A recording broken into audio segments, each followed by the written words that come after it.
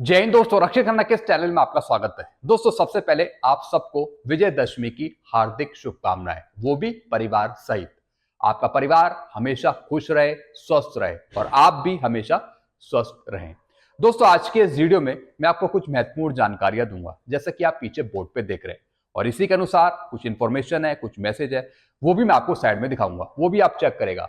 Video में आगे बढ़ने से पहले एक छोटी सी अपील कर रहा हूं, अगर आप पहली बार मेरा चैनल देख रहे हैं या फिर ये वीडियो देख रहे हैं तो आप मेरा चैनल सब्सक्राइब भी कर सकते हैं, जिसका नाम है रक्षित खन्ना, क्योंकि ऐसी जानकारी अक्सर आपको मिलती रहती है इस चैनल के माध्यम से। चलते हैं दोस्तों, आगे बढ़ते हैं। सबसे पहली जानकारी दोस्तों, एक पेंशनर है जिनका रैंक है JWO, जूनियर वारंट ऑफिसर, यानी नायब सूबेदार है। दोस्तों, इनका ग्रुप है X, 26 साल इनकी सर्विस है। दोस्तों, इनकी पेंशन बढ़ी OROP 3 में 31,675। पहले ये पेंशन ले रहे थे 28,797। इनका कहना है कि मेरे पास एक मैसेज आया जिसमें लिखा हुआ है कि आपकी पेंशन में कोई चेंज नहीं होगा, यानी जो आप पेंशन ले रहे हैं 28,797, ये बिल्कुल ठीक पेंशन है। आपकी पेंशन में कोई बढ़ोतरी नहीं होगी, अनचेंज है आपकी पेंशन। दोस्तों, ऐसे मैसेज बहुत से पेंशनर के पास पहले भी आए थे। हालांकि उनकी पेंशन OROP 3 में बढ़ी है, कईयों को तो एरियर मिल गया, लेकिन ये मैसेज फिर भी आ रहा है। दोस्तों, इस मैसेज को आप इग्नोर करें। मैंने पहले कुछ वीडियो बनाए हैं, उसमें मैंने आपको यही चीज बताई है कि जिनके पास भी ये मैसेज आए आप इग्नोर कर सकते हैं, क्योंकि दोस्तों गलती से ये मैसेज ट्रिगर्ड हो गए थे आपके पास। पेंशन आपकी बढ़ी है OROP 3 में, और वो आपको मिलेगी भी। अक्टूबर की पेंशन भी आपको बढ़कर मिलेगी। लेकिन दोस्तों, इस मैसेज से काफी पेंशनर्स परेशान हुए, यानी पेंशनर्स के मन में कंफ्यूजन क्रिएट कर दिया है PCDA स्पर्श ने। भाई, जब आपकी OROP 3 में पेंशन बढ़ गई है तो ये मैसेज देने का क्या मतलब है? ये तो उनके लिए है जिनकी OROP 3 में पेंशन नहीं बढ़ी है, उनके लिए ये मैसेज था। लेकिन गलती से ये मैसेज उनके पास भी चले गए जिनकी OROP 3 में पेंशन बढ़ी थी। तो दोस्तों, काफी पेंशनर्स मुझे मैसेज लिख के भेजते हैं कि सर, ये मैसेज आया है तो क्या हमारी पेंशन नहीं बढ़ेगी, हमारी अक्टूबर की पेंशन पुरानी आएगी, क्या आएगी? दोस्तों, आपको इस मैसेज को करना है इग्नोर। गलती से आपके पास ये मैसेज आ गया है PCDA स्पर्श द्वारा। अगर आपकी OROP 3 में पेंशन बढ़ी है और अगर आपके पास ये मैसेज आया है तो आप इसे इग्नोर करें। आपको एरियर भी मिल गया होगा और अक्टूबर की पेंशन भी आपके बढ़कर आएगी OROP 3 के अनुसार। चलते हैं अगली जानकारी की तरफ। कई ऑनरी लेफ्टिनेंट या फिर सूबेदार मेजर ऑनरी लेफ्टिनेंट ने AFT में केस करने के लिए एडवोकेट से बात कर ली है। जी हाँ दोस्तों, एक मैं आपको साइड में मैसेज दिखा रहा हूं। दोस्तों, ये थे ऑनरी लेफ्टिनेंट, सूबेदार मेजर ऑनरी लेफ्टिनेंट। यानी दोस्तों, अब जितने भी ऑनरी लेफ्टिनेंट है वो एक ग्रुप बनाकर कोर्ट केस करेंगे। यानी उनको जो पुरानी पेंशन दे रहे थे 41,200 और मिलनी चाहिए थी 46,300, तो दोस्तों ये पेंशन लेने के लिए वो कोर्ट केस करेंगे। यानी PCDA इस पर जो कह रहा है टर्म्स ऑफ एंगेजमेंट, यानी 30 साल से ऊपर की जिनकी क्वालिफाइंग सर्विस है उसके अनुसार पेंशन नहीं दी जाएगी, ऐसा PCDA स्पष्ट कह रहा है। लेकिन मिलनी चाहिए 32 साल, 33 साल, 34 साल की, जितनी उनकी क्वालिफाइंग सर्विस है। तो दोस्तों, कुछ ड्राफ्ट तैयार कर लिया गया है। जी हाँ दोस्तों, एडवोकेट द्वारा, वकीलों द्वारा एक ड्राफ्ट तैयार कर लिया गया है ताकि आगे चलकर कोर्ट केस करा जाए। और दोस्तों, अगर आप मेरी मानो तो आप कंबाइन होकर एक ग्रुप बनाकर कोर्ट केस करिए, जितने भी ऑनरी लेफ्टिनेंट है या फिर सूबेदार मेजर ऑनरी लेफ्टिनेंट है। जी हाँ दोस्तों, तो आप ग्रुप बनाइए, फिर आप कोर्ट केस करिए। ये आपकी बिल्कुल जायज मांग है। जितनी आपकी सर्विस है उसी के हिसाब से आपकी पेंशन होनी चाहिए। भैया, सूबेदार मेजर में या फिर ऑनरी लेफ्टिनेंट में ये टर्म्स ऑफ एंगेजमेंट कहां से आ गया? ये तो होना ही नहीं चाहिए। तो दोस्तों, आप कोर्ट केस करिए और कंबाइंड होकर कोर्ट केस करिए। इस पे एक ड्राफ्ट लेटर है, वो बनाया जाएगा, ड्राफ्ट नोट बनाया जाएगा वकील द्वारा। उसके बाद आप जा सकते हैं AFT।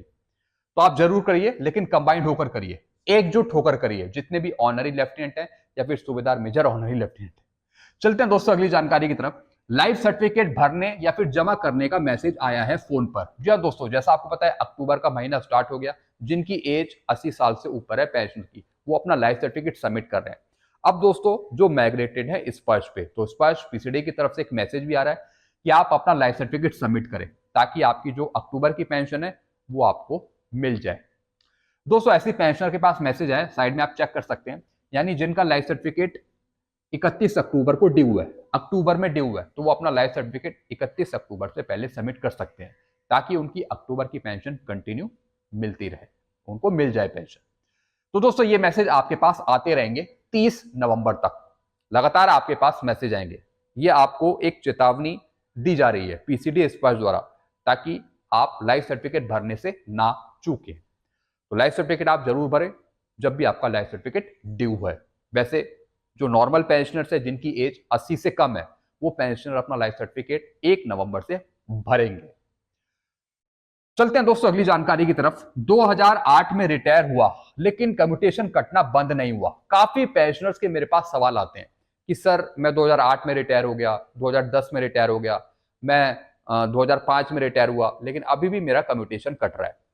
दोस्तों एक पेंशनर थे जो 2008 में रिटायर हो गए थे, इनका कम्यूटेशन बंद होना था 2023 में, लेकिन अभी 2024 चल रहा है और इनका कम्यूटेशन बंद नहीं हुआ, अभी भी इनकी रिकवरी हो रही है पेंशन में से।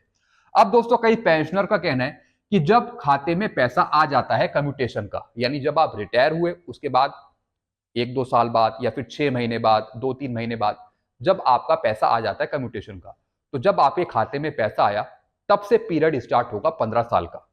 दोस्तों एक्चुअल में ये गलत है। गवर्नमेंट के रूल क्या कहते हैं इस पे? गवर्नमेंट के रूल है कि जैसे ही आप रिटायर हुए उसके बाद से आपका पीरियड काउंट होगा 15 साल का। जी हाँ दोस्तों, ये गवर्नमेंट के रूल है। ये सिविल में भी अप्लाई होते हैं और कई डिपार्टमेंट में भी अप्लाई होते हैं जब वहां से पेंशनर रिटायर हो जाते हैं। लेकिन दोस्तों डिफेंस के रूल किस तरीके से अप्लाई करते हैं ये भगवान ही जाने। जी हाँ दोस्तों, कुछ पेंशनर का कहना है कि हमें कम्यूटेशन का पैसा 6 महीने बाद मिला आफ्टर रिटायरमेंट के बाद, और जब पैसा हमारे खाते में आया कम्यूटेशन का, जब हमारा पीरियड काउंट करा, जब से पीरियड काउंट करा 15 साल का, तो हमारा जो पीरियड है वो बढ़ गया। दोस्तों ये गलत है, ऐसा नहीं होना चाहिए। जो रूल्स हैं गवर्नमेंट का उसी के अनुसार चलना चाहिए। यानी जब आप रिटायर हुए तो उसके बाद से आपके 15 साल काउंट होने चाहिए। जैसे ये रिटायर हुए 2008 में, तो इनका कम्यूटेशन बंद होना चाहिए 2023 में। यानी जब आप रिटायर हुए उसके बाद से आपके 15 साल काउंट होंगे, ना कि किसी दूसरी वजह से। फिर दोस्तों मैं आपको एक और चीज बताऊंगा कि अगर डिफेंस पेंशनर्स को रिटायरमेंट के बाद एमएससीपी दे दी, तो दोस्तों इससे आपकी बेसिक पेंशन चेंज हो गई और आपकी रैंक भी बदल गई, यानी नेक्स्ट रैंक का आपको बेनिफिट मिलेगा। अब दोस्तों पीसीडी स्पर्श क्या करता है कि जैसे ही आपकी पेंशन रिवाइज करी उसके हिसाब से जो कम्यूटेशन वैल्यू है वो भी चेंज कर देता है, और जो पीरियड है 15 साल का उसे बढ़ा देता है। तो दोस्तों ऐसे बहुत से केस देखने में आए हैं मेरे पास भी, जिनको एमएससीपी मिल रखी है रिटायरमेंट के बाद। जैसे दोस्तों मान लेते हैं कोई पेंशनर्स 2008 में पेंशन आए और इनको एमएससीपी मिल गई 2010 में, तो पीरियड वो काउंट होगा 15 साल का 2010 से। ऐसा कई केस मैंने देखे हैं पेंशनर्स के। बल्कि दोस्तों ये गलत है, पीरियड आपका 2008 से ही काउंट होना चाहिए 15 साल का, यानी जब से आप रिटायर हुए। दोस्तों जैसे आपको एमएससीपी मिली या फिर नोशनल इंक्रीमेंट मिला जिस ईयर, तो उसके बाद से 15 साल काउंट कर रहा है पीरियड इस फर्स्ट पीसीडी। ये गलत है, ये नहीं होना चाहिए। इससे पेंशनर्स को नुकसान है।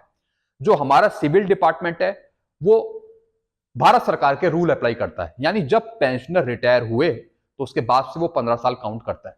जैसे 2008 में रिटायर हुए तो 2023 में हम बंद कर देंगे पेंशनर का कम्यूटेशन, उनका पूरी तरीके से बंद कर देंगे।